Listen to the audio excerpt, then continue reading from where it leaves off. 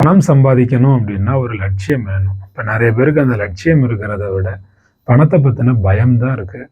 அல்லது பணத்தை பற்றின நெகட்டிவ் கருத்துக்கள் தான் நிறைய பேருக்கு இருக்கு. நமக்கு இந்த வாழ்க்கை கிடைச்சிருக்கிறதே ஜாஸ்தி அப்படி நினைச்சா எப்படி பணம் பெருகும்? ஒரு கடனை வாங்கி தான் இன்னொரு கடனை அடைக்க வேண்டியது இருக்கு. இப்படி நினைச்சா எப்படி கடன் அடையும்? அளவுக்கு அதிகமாக ஆசைப்படக்கூடாதுங்க. இருக்கிறதே போதுங்க. ஜான் ஏறுனா முளம் சறுக்குதுங்க. என்னங்க செய்யறது? பணம் வந்தா நிம்மதி போயிரும்பா. பணம் சம்பாதிக்க நாய்படாத பாடுபடணுங்க. இப்படியெல்லாம் நெகட்டிவாகவே யோசிச்சுக்கிட்டே இருந்தா பணம் எப்படி நம்மக்கிட்ட வரும்?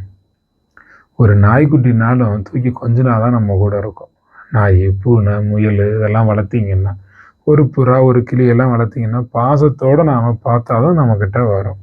பணத்தையும் பாசத்தோட, மரியாதையோட, அன்போட, நல்லெண்ணத்தோட பார்க்கணும். அப்போதான் காசு பணம் வந்து சேரும்.